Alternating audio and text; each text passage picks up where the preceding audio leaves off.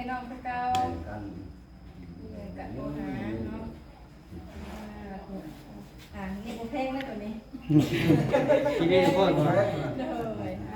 เพิ่นเข้า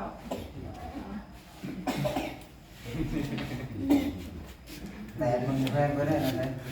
โอ้ยใส่หัวจ่อยเลยหวานด้วยแม่กับคนได้ที่สิเห็นเลี้ยงอาเนี่ยโอ้โหถูกดังนะเพิ่งมันบอกว่าเล็กเพิ่งบ่เล็กแตนนี่บ่แต่พวกนี้เพิ่งสันบานนี้เล็กก็สิได้ขอตัวออกนอกกันเด้อน้องเด้อวันนี้เด้อให้ไปนอกมาตัวแขนเจ้าต่อไปเป็นยาวเข้ามาแล้วเป็นผูกแขนก่อนพูดไปก็ได้ใส่ไทยพูดได้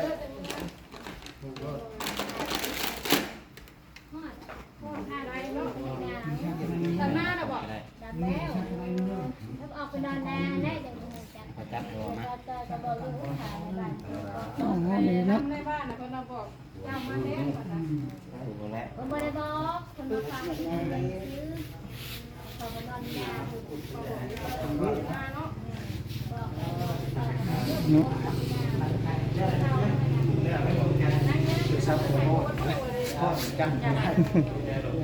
เขาบอกให้ซื้อหน่อยไหม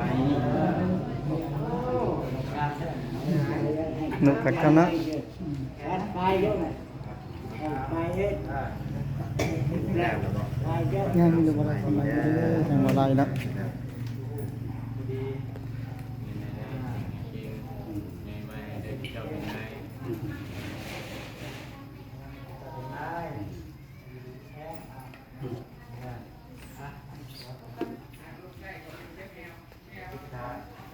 เป็นนะ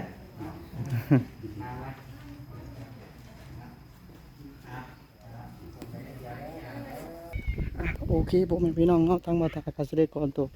จบคลิปลงเพียงเท่านี้กันเด้อทั้งมาตามาพิพาทประการใดก็ขอโทษขออภัยทั้งพ่อแม่พี่น้องทางนี้มาตากาเสด็จกลับคำว่าสบายดีสบายดี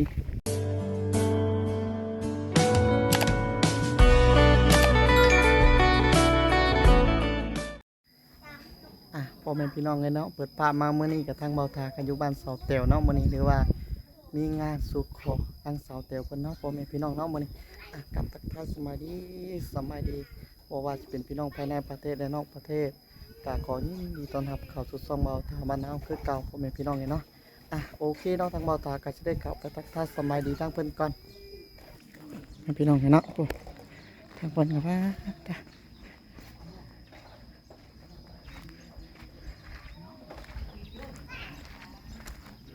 เงินสาวน้ำผุนเพิ่นเราถากกับประมาณแต่เด็กพ่อแม่พี่น้องเลย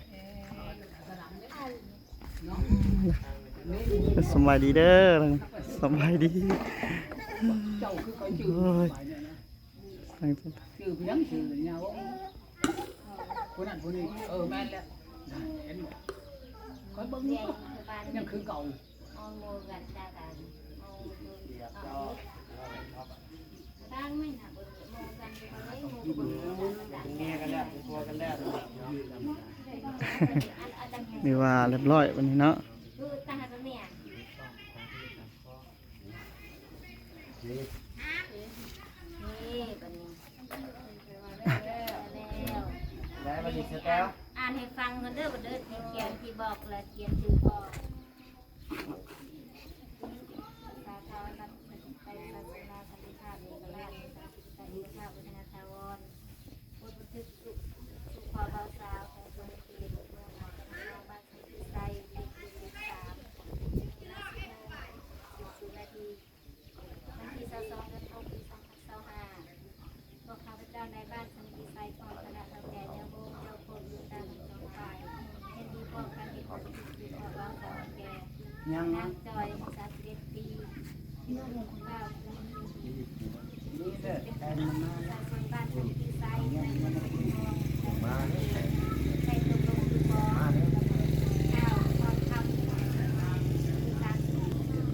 เป็นบุญของข้าวแอร์นางอ่อนซึ่งเป็นประชาชนบ้านทาบกเมืองทาขบาทแขวงบริ สิ้นสอด5 ล้าน หอดมือแจงขึ้นพร้อมมาเด้อก้าวแมนจะได้ครอบมือเป็นครอบเป็นจำนวน5 ล้าน4 ล้านแล้วก็4 ล้านเนาะนะเนี่ยมูลตูสินสอดที่เหลือในค้างไว้นั่นเป็นจำนวนเงิน4 ล้านมาเด้อมูลตูว่าที่ทำเอาน้ำคนสาวและตามกรณีนับมือแต่เดือน4 ดาวปี2016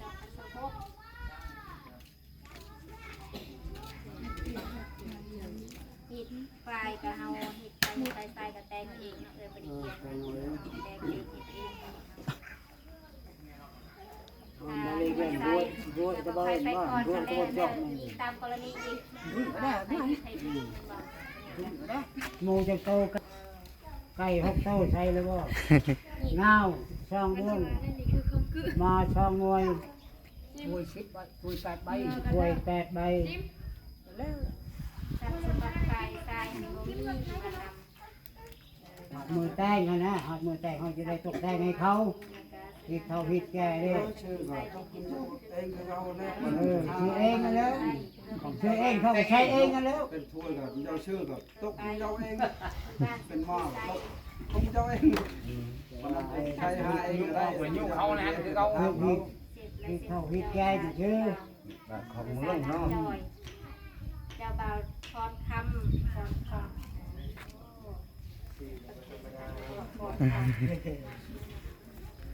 งานเขาเสียใจงานทำดีทำติดตางานไฟใจมีเดียวนะเป็นคนทำมาเองเลยเก่งเลยใจนี่ใช่แม่มาลูกเดียว นี่ก็สั่งกัน ใจสั่งมาเนาะเพิ่น เตรียมเข้าหัวมีหีกระดิ่งนี่ก็ได้วันนี้ได้เขาก็เฮ็ดเองนะเงินเป็นของเขาขนมปะยาวนี่มีอย่างก็ดาวนะ เงาช่องม่วงมาช่องมวย ข้างในล่ะข้างในยี่สิบ ถ้วย8 ใบ มาทาเองก่อนแต่วันนี้มาเจ้าทีกูแบบ ใจ ตอนนั้นยังไม่ได้สมบูรณ์เลย 6 โต เปิดให้เดือน ตัวนึงหมดทำเลย ใจ มาปัดท้าย เลยจริงๆเนาะ ปัดนั่นซ้าย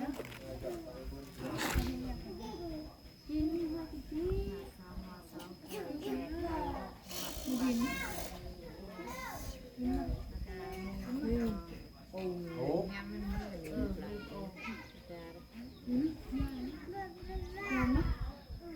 ยานกระโตงย่านฉันอยากกินมัน นั่นนะ1 ใบ ให้เจ้าจะไอ้เป็นเราจะบ้า ให้ ขนาดเรา ให้เหล้าแก้วก็ได้ สิบกว่าเอานี่แล้วเนาะมี เขาเอาให้แต่ว่าถ้าเอาขวด เฮ็ดเองแต่งเอง เทียนให้ละเทียนนั่นเทียนให้แต่นี่ละ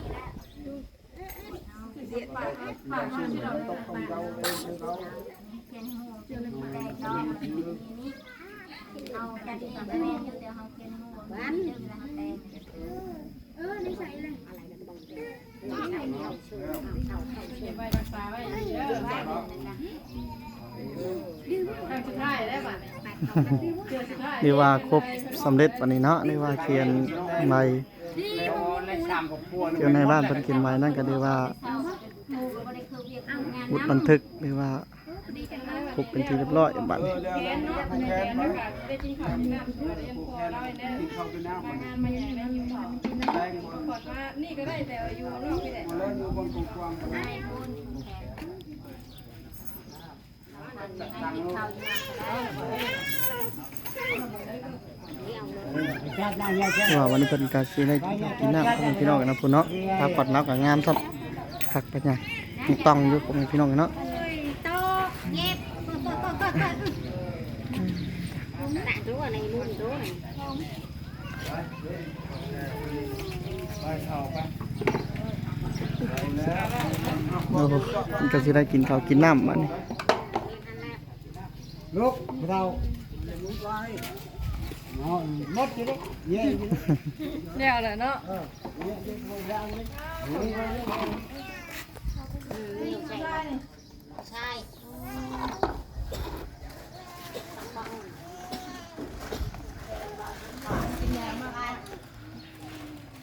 ก็สิได้ผูกแขนผูกหยังบัดนี้พ่อแม่พี่น้องกันเนาะก็สิได้กินข้าวกินน้ำโอเคบ่าวสาวก็สิได้จบคลิปไว้ก่อนเงินสาวน้ำฝนนะครับเงียบไปดิเพราะว่าไปรำให้ลำหน้าพ่อแม่พี่น้องกันเนาะผมเหลือแต่ไม่เฒ่าแล้ว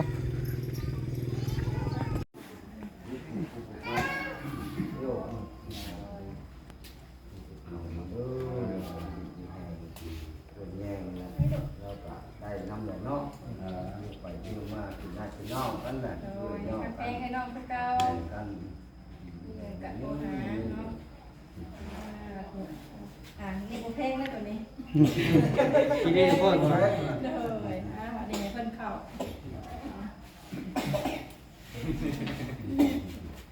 แต่มันแพงไปได้ไหมเงินก็ โอ้ยใส่หัวจอยเลย ว่าโอ้ยแม่กับคนเนี่ยนี่สิเห็นยังขาดเนี่ยโอ้โหถูกดังนะเพิ่งมันบอกว่า เลขเพิ่งบ่เลขแตนบ่มีบ่ แต่กูนี่เพิ่ง สันบานี้เลขก็สิได้ขอตัวออกนอกกันเด้อน้องเด้อวันนี้เด้อให้ไปนอกมาตัวแขนเจ้าต่อไป เป็นยอเข้ามาแล้ว เข้ามาได้ เป็นผูกแขนก่อน กูไปก็ได้ใส่ไปกูได้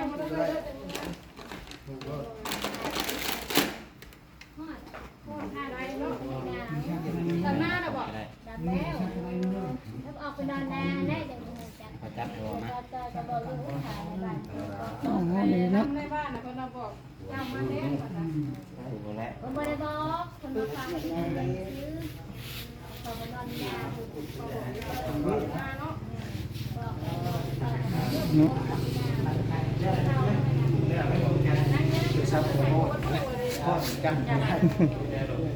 จะบอกให้ซื้อหน่อยไหม นกกัดกันนะ ไปเยอะไปเยอะ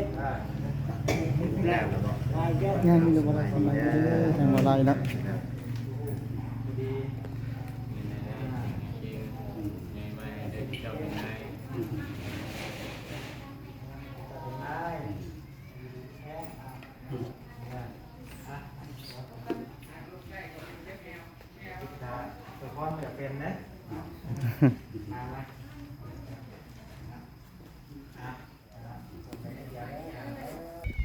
โอเคผมเป็นพี่น้องเนาะทั้งมาตากาเสด็จก่อนตัว